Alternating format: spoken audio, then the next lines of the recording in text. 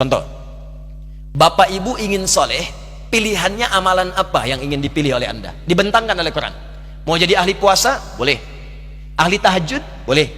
Ahli sedekah? Boleh. Dibuka 8 jenis kurang lebih oleh Al-Quran, disetarakan dengan 8 pintu surga.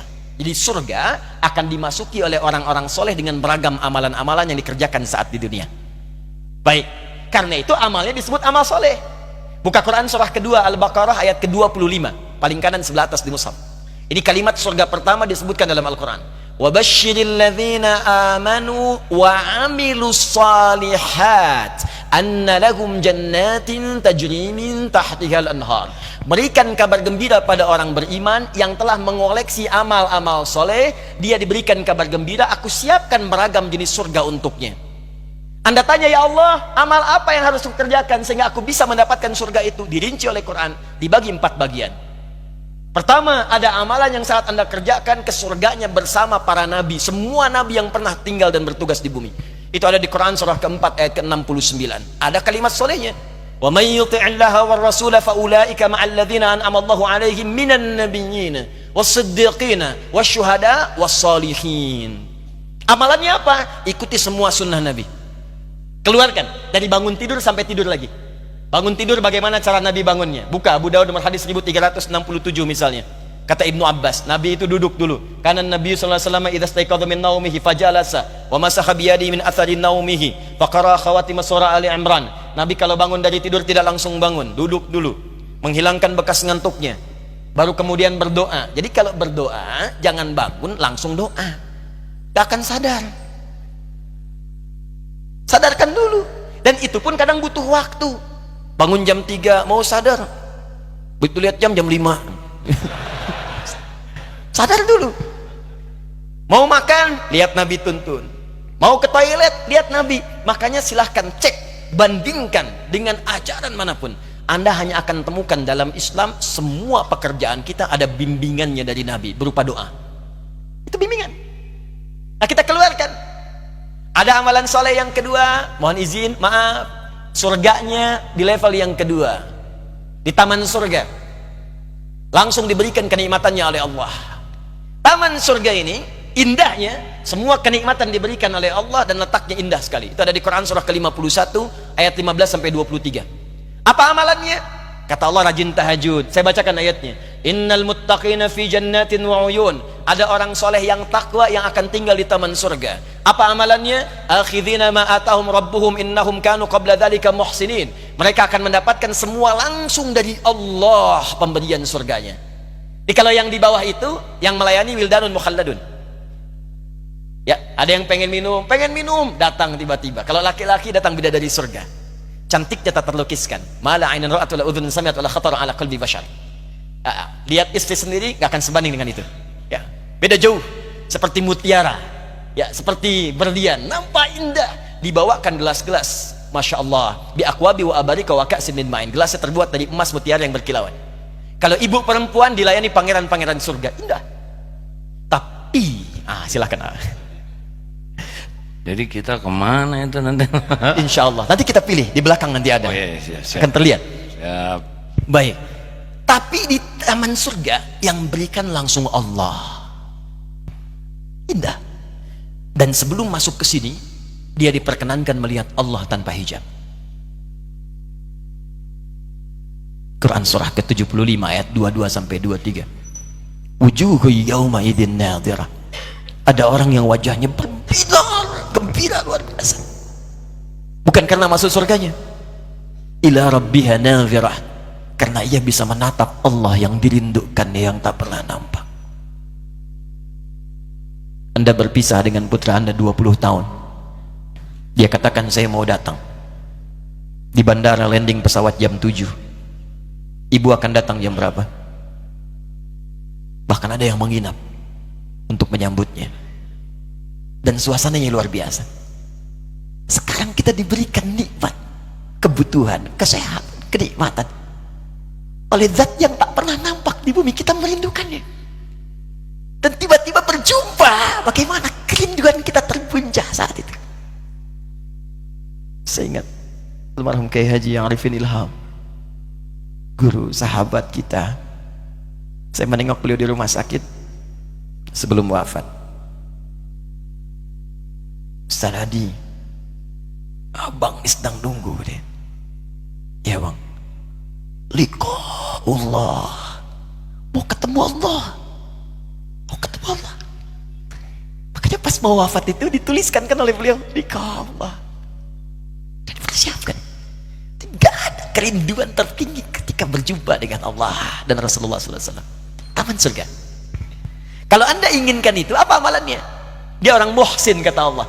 Semua mengerjakan karena Allah. Jadi semua karena Allah. Lillah, lillah, lillah, lillah. Karena semua karena Allah, Allah pun merindukannya. Ya, Syekh Jamaluddin Al-Afghani pernah mengajar kemudian di Jamiah Islamiyah di Madinah Munawwarah. Saat mengajar, itu beliau pernah sakit, merasa sakit. Cek ke dokter, kemudian balik karena hasil belum keluar lab. Berapa hari kemudian beliau meminta muridnya untuk ngambil hasil karena beliau ingin mengajar dulu.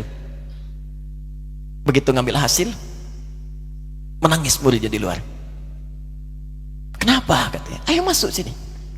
Menangis, tak sanggup menyampaikan. Kamu tenang dulu. Begitu selesai beliau sampaikan, guru, hasil dari lab menunjukkan, kata dokter, usia guru sudah tidak lama lagi. Penyakitnya begitu kronis. Semua murid menangis pada saat itu. Tapi perhatikan bagaimana guru mulia ini menjawab. Kalian kenapa bersedih? Kalian kenapa bersedih? Aku sudah lama merindukan Allah untuk berjumpa dengannya. Sekarang Allah merindukan denganku, merindukan pertemuan denganku untuk segera aku menemuinya. Ketika Allah merindukan aku, kenapa aku harus menangisinya? Allah. Karena itu ketika pulang dibalas dengan indah oleh Allah. Apa amalannya saat di dunia? Kanu qalila minal laili ma yahja'un. Orang ini kata Al-Quran sedikit tidurnya, malam bangun. Di dalam rumus fikih kalau sudah disebutkan di Quran jangan ditambah, jangan dikurang. Kata Quran sedikit tidur, dihilangkan dia tidur. Ditambah sedikit-sedikit tidur, ya nggak bangun. Ya, wabil ashari hum yastaghfirun. Ini rumus. Kalau selesai tahajud, kalau bisa jangan sampai pas subuh, menjelang subuh. Sisanya dipakai istighfar sebelum subuh. Subuh 4:06, ya, jam 4 kurang seperempat, 4 kurang 10 selesai istighfar. Itu disebutkan oleh Quran, ahli istighfar di waktu sahar adalah orang yang seakan ahli surga yang sedang berjalan-jalan di bumi. Istighfar. Ya. Allahu akbar, bil ashari hum yastaghfirun. Wa fi amwalihim haqqul lisaili wal mahrum. Senang sedekah. Mau diminta mau nggak diminta, punya anggaran. Di sehari itu punya anggaran, walaupun cuma sedikit, yang penting sedekah. Dia ngejar amalan itu.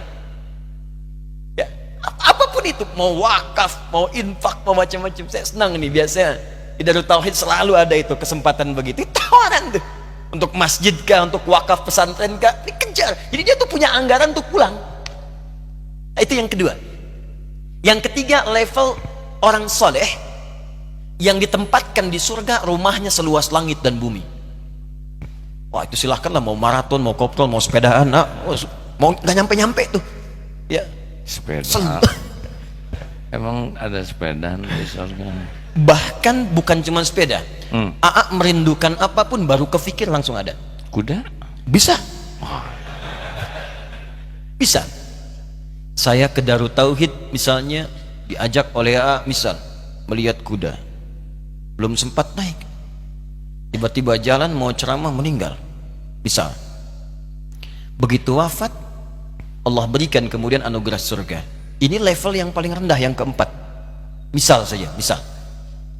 Kata Allah yang keempat ini pun yang nggak disebutkan, itu kalau minta apapun. Al-Baqarah ayat 25.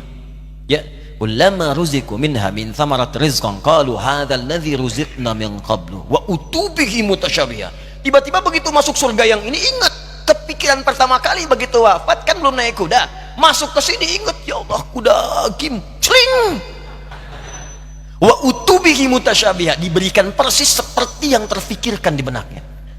Waduh. Ya Allah, tapi agimnya nggak ada. Misalnya ajak pling. Ya, saya kan belum meninggal. Ternyata di atas saya gitu. Bisa ada.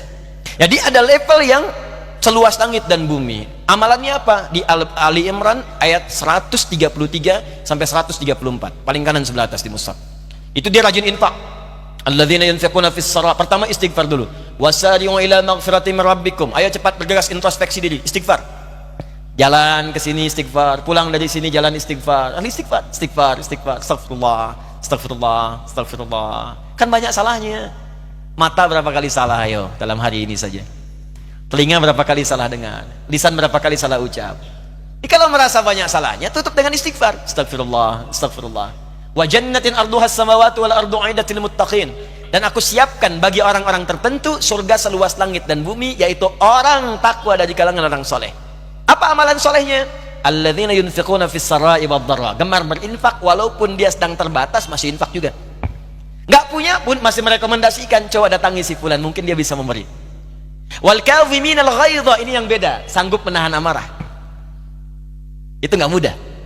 Wal 'afina 'anil nas, bisa memaafkan kesalahan orang. Wallahu yuhibbul muhsinin, Allah senang dengan yang berbuat baik. Ja'far As-Shadiq itu menunggangi betul ayat ini, mengajarkan kepada pembantunya. Satu kali sedang ada tamu begini ya, pembantunya itu dulu tuh biasa orang bantu ulama, bukan untuk bantunya supaya dapat ilmunya. Saya waktu belajar dulu saya bawakan tasnya guru saya, kitabnya, cuma sambil bawa tas itu kita nanya apa hukum ini, alhamdulillah dapatnya banyak.